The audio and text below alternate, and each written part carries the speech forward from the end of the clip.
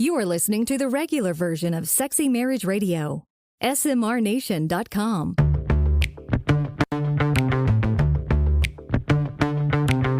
You've turned on Sexy Marriage Radio, where the best sex happens in the marriage bed. Here's your host, Dr. Corey Allen.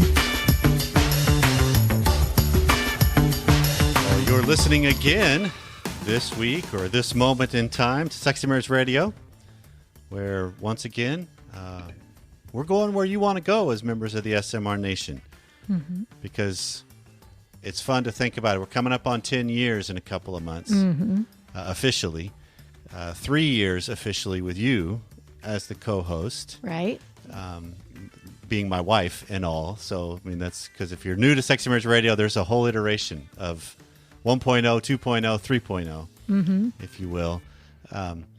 But all of this, all the way through the thread, has always been what's going on in the nation, because they help set the tone. They help ask the questions. They help steer the ship where we go, because what we want to try to do is speak to what ails and struggles and befuddles other people in their marriage and in their sex lives. Yeah, what trips you up and what creates conflict, and let's figure out how to make that better. Because one of the truisms is if you're struggling with something, you are not alone in that struggle. Yeah, there's nothing new under the sun here.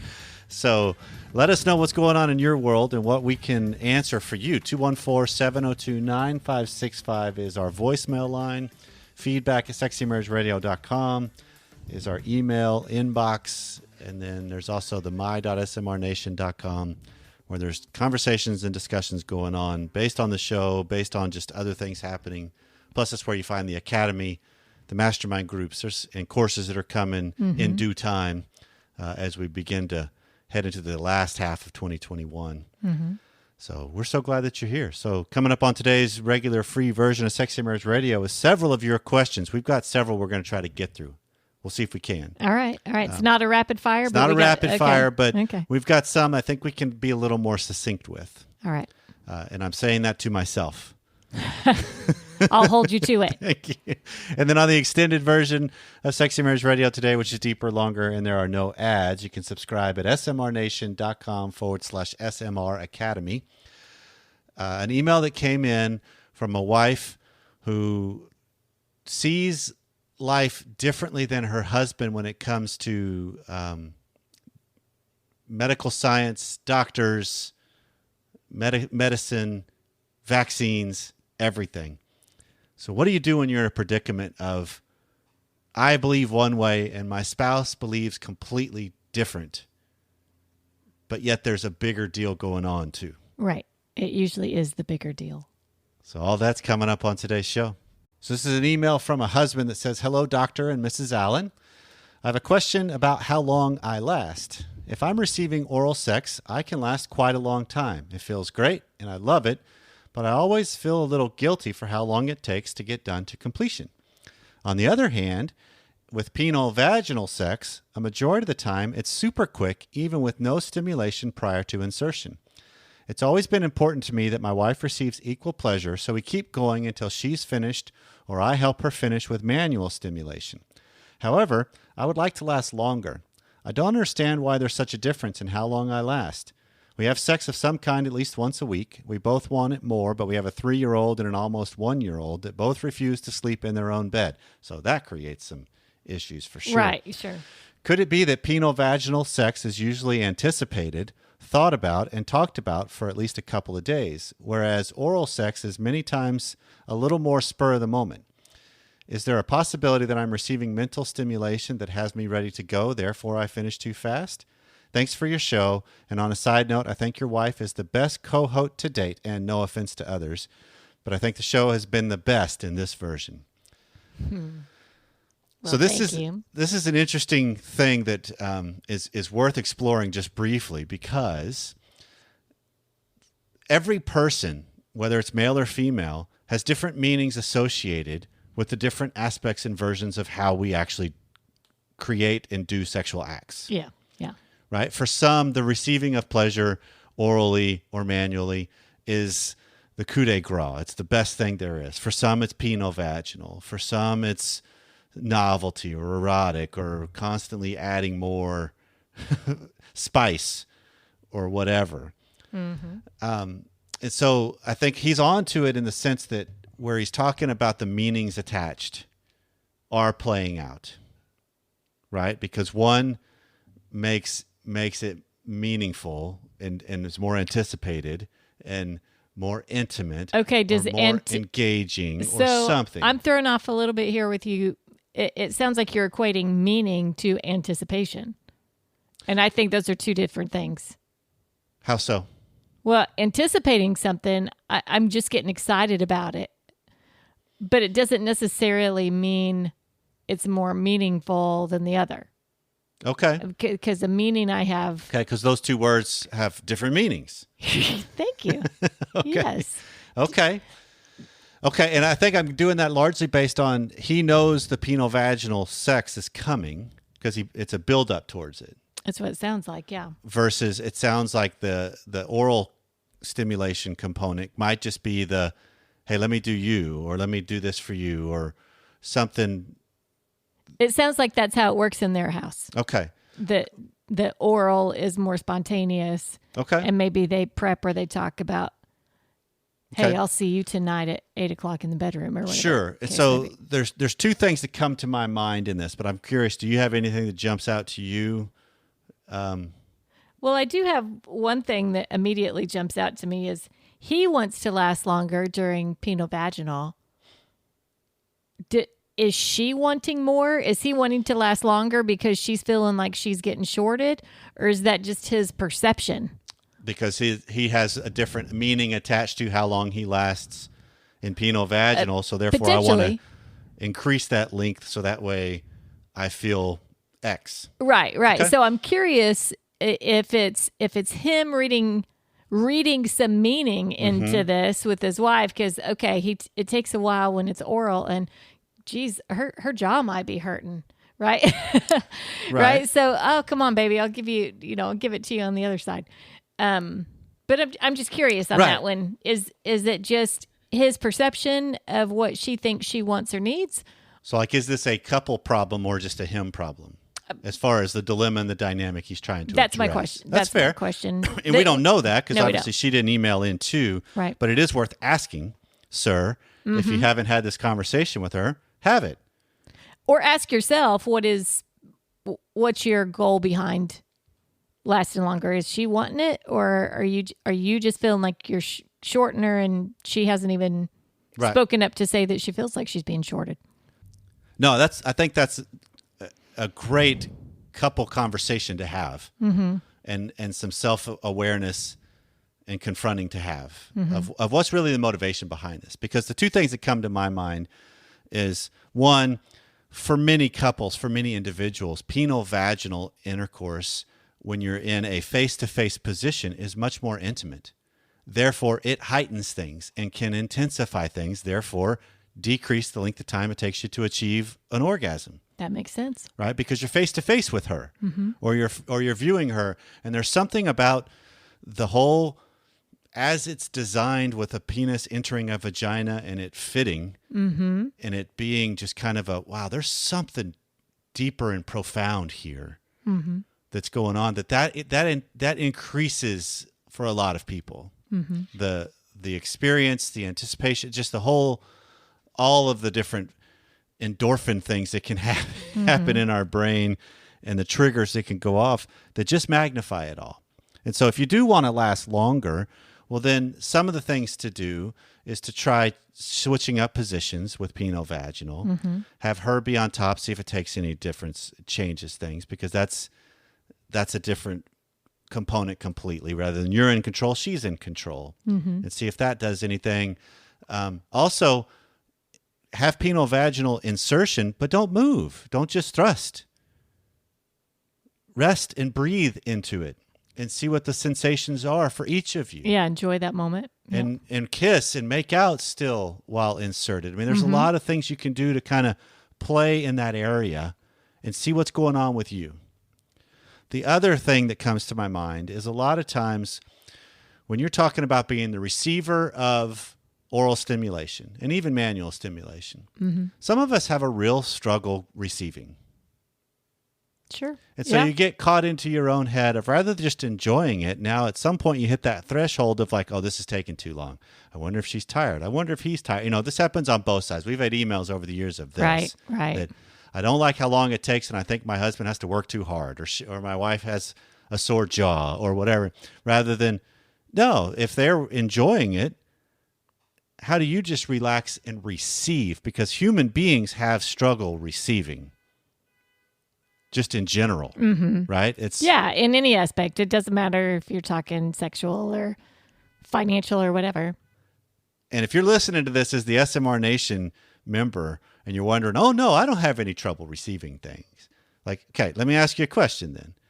When someone brings you a gift, do you feel a little bit guilty if it's unwarranted, or they thank you for something and you're like dismissive of it? Oh, it's no big deal. Happy to do it. Oh, Yeah. that's trouble receiving. Or they compliment your outfit. Oh, this old thing. Right. Right. You're constantly just not allowing the power of what is blessed and given and just receiving that. That's something I think every one of us as humans struggles with.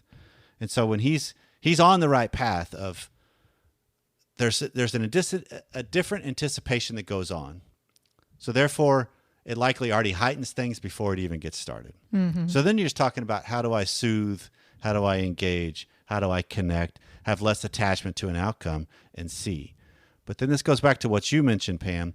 If she doesn't see it as a problem and this is just something you're interested in, well, then maybe it's not as big a problem. Doesn't mean it's not worth Maybe. exploring for him. Not for the two of them combined, but Right. for him it is. Right. But So- there is an element of, okay, what meaning do I have attached to, man, how long can I last? Versus, look at this. I stick with it with my wife. If I go too fast or faster than I want to, I'm here for her still. That's a good lover. Absolutely. So here's an email that says, hey, Dr. Corey, I saw that you were answering questions on Christians who curse sometimes, and I wanted to see if I could reach out and get direct help from you this way, please. We are a younger couple. We've been married a little over a year now, and my husband has only finished like 3 times, and never during sex. He always has to do it himself. He says it's always taken him a long time to ejaculate on his own, but during sex, he can't seem to do it at all. We either get too tired because he lasts so long, or he gets some sort of performance anxiety and goes soft. It's starting to really bum us out because we really want to start a family soon, but that obviously can't happen if we can't figure this out. Any suggestions? So this dovetails a little bit on what we just answered. This is the meanings attached to things. Okay.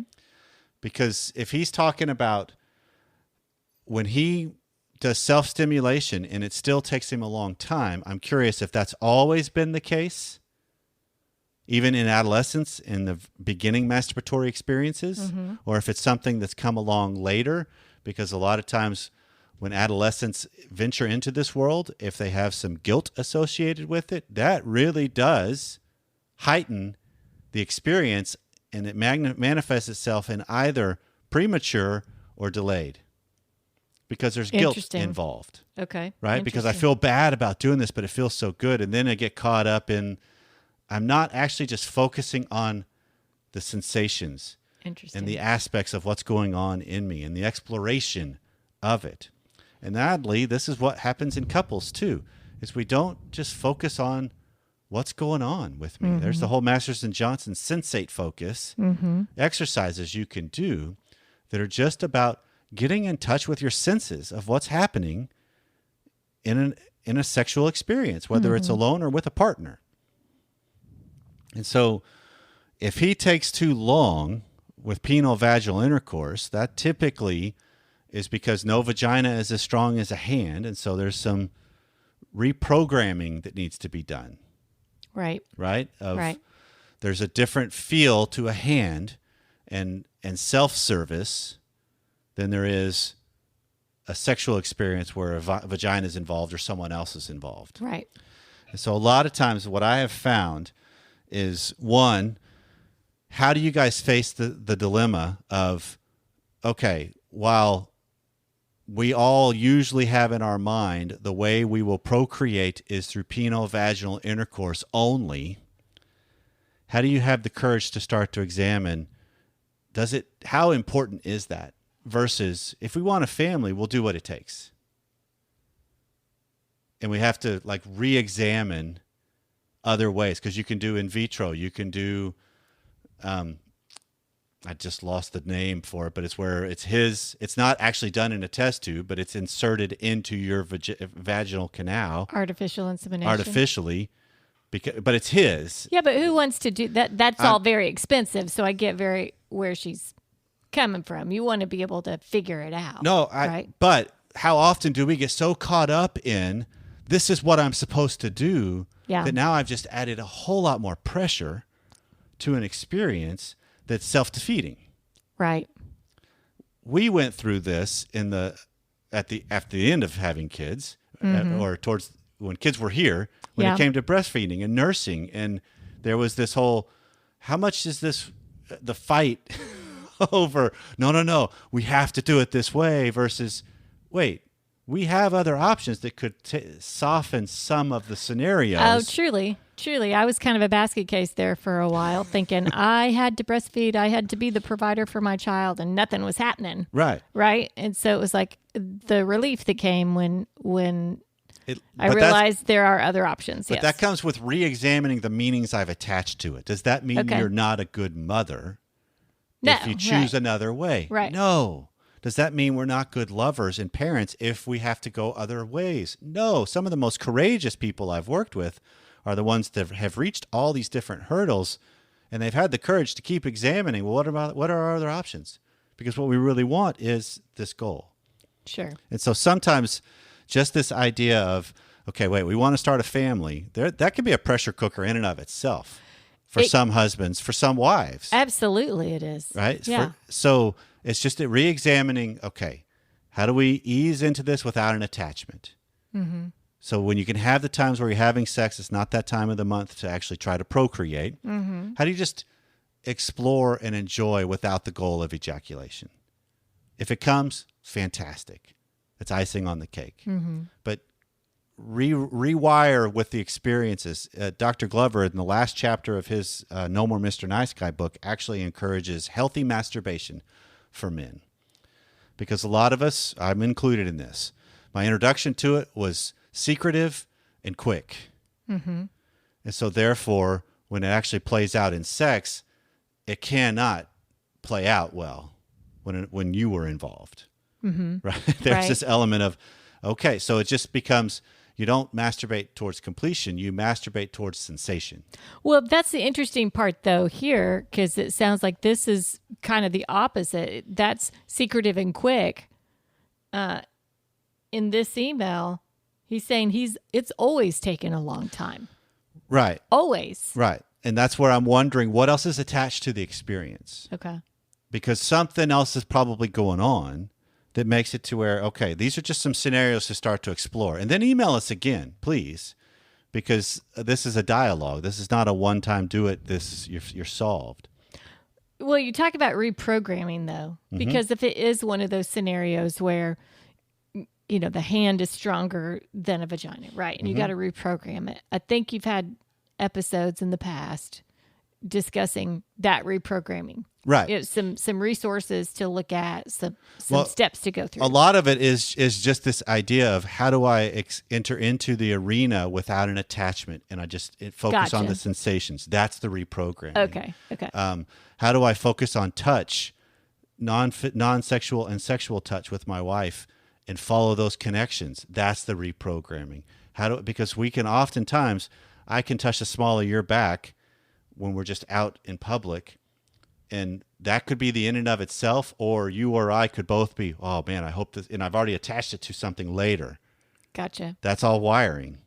Gotcha. And those are all grooves that get in there. And so a lot of times, how do we settle down a little more to realize I could take this where I want to take it, but it's not a preconceived, this is where it has to go. How much of that do you find feeds off the other spouse? Right? So if you've got, in this scenario, that plays a part, absolutely. Right. In this scenario, I'm gonna I'm sorry, email her if I'm going way off the deep end in this, but I'm hypothetically here because there's probably someone out there similar to this. He's reading, she wants to have a baby, she wants to have a baby, she wants to have a baby. And if they're both trying to work through this, spend time just figuring out touch, right? And work through this together. If he continues to have in his head, though, all she wants is a baby, all she wants is a baby, all she wants is a baby, and he's scared to death. Mm-hmm.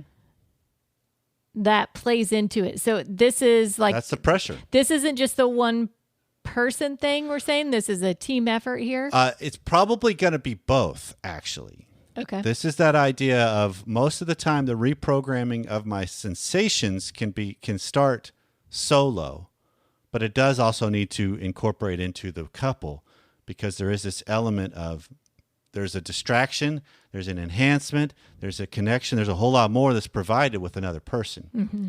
And so this is how do you venture into this arena a little more together so you learn how do you feed off each other in good ways? How do you feed off each other in bad ways? Yeah. And let us know how it goes. Yep. One more email. We can get this one in. Okay. This is a dating question. Okay. Okay. So I love this because we don't usually venture into the dating world too often. That's good. But I've dated my boyfriend for 9 years. He knows the Bible word for word. I've never met anyone who knows the Bible like he does. We attend church weekly. He's secretary at our church. How long should I continue to date him? I mean, if he's a good Christian man, why doesn't he commit?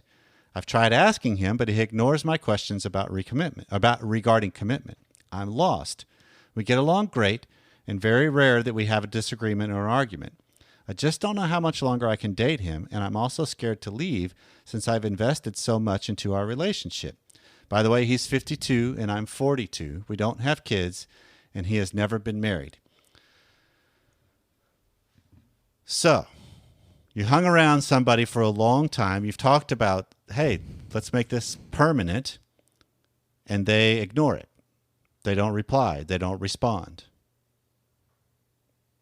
That's pretty clear communication. That's pretty clear. Actually. He's 52. He's never been married, and he's got you staying by his side for 9 years. He feels like I've got whatever I need. So he's basically putting the ball in her court to make the call on I'll stay around and be disregarded for what you want or not.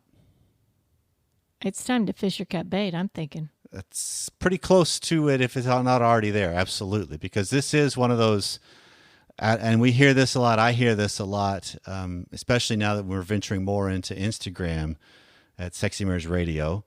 On Instagram, where the crowd is a lot more of the younger or dating scene. Yeah. And there's a lot of this, but I've invested so much. Yes, you have. Exactly. I'm not diminishing that at all. But to what end? In another 9 years, are you going to say, I've invested 18 years and it still hadn't happened? If you're perfectly happy dating, then so be it. But it doesn't sound like you are. Right. And it doesn't sound like he's going to commit. He's 52. He's not going to change. The same way, well, I'm going to be careful with that. He could. But he could change. There's not critical mass enough to make him have to examine what does he actually risk losing. Good point. If he doesn't make a change. I shouldn't have said that because we've seen all kinds of people change. Some. Some don't. But it's the same kind of concept of he's communicating very clearly if he's dismissing the argument or the discussion or the topic, and he's not willing to describe it or engage you with it. He's communicating very clearly. So are you if you keep bringing it up and don't make any moves according to what it is you want either. Right. And so which one can communicate cleaner is what matters. And this is what brings about a bigger risk. Because one of the things that matters in this whole dilemma and dynamic is you're with somebody that's methodical and alone in a lot of ways in his life. That's some of the things that maybe won't change.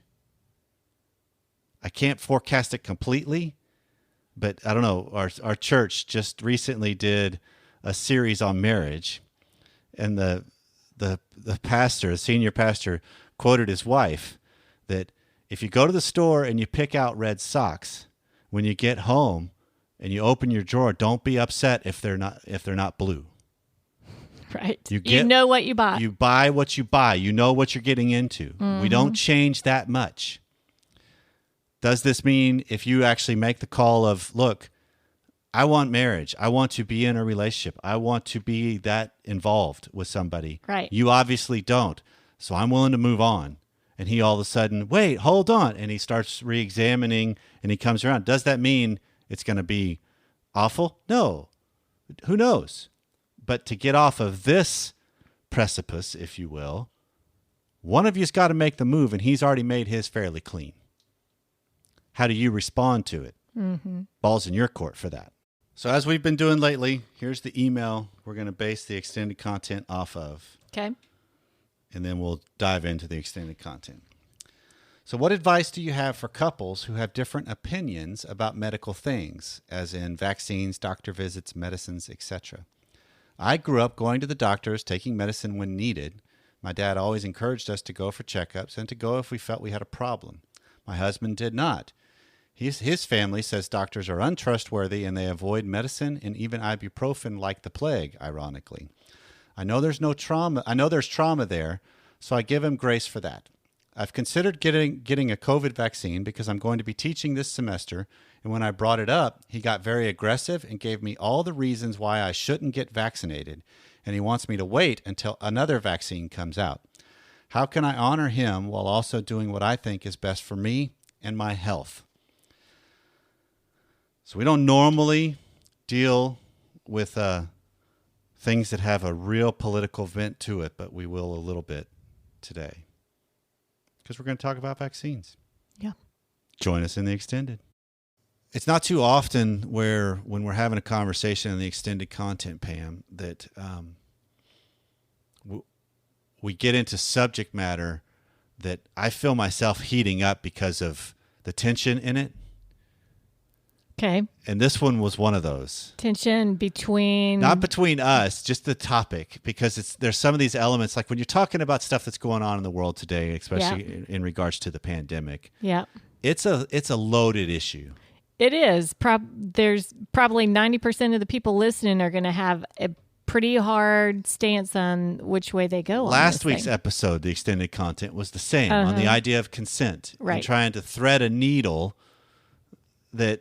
it's a loaded issue. It is. Right? And so it's just one of those, like, it's on those episodes like today that when we're done with the extended content, I'm like, I can cool off now. And I hope that as Sexy Marriage Radio listeners jump in the conversation from this, either at feedback@sexymarriageradio.com, my.smrnation.com, or call us 214-702-95665. Give us your thoughts on where do you land. Let's have a discussion about this, because we all are better, even when we get pushback. Right. If I can ask myself some pointed questions, we're all better. And so when I'm looking at all the different stuff we cover from every episode that we typically do, tell us what we left out. Let us know where it doesn't land. Where did we miss something? We want to know. And we want to say thank you for listening. Because each and every week, when you show up, you make this thing go. So, see you next time.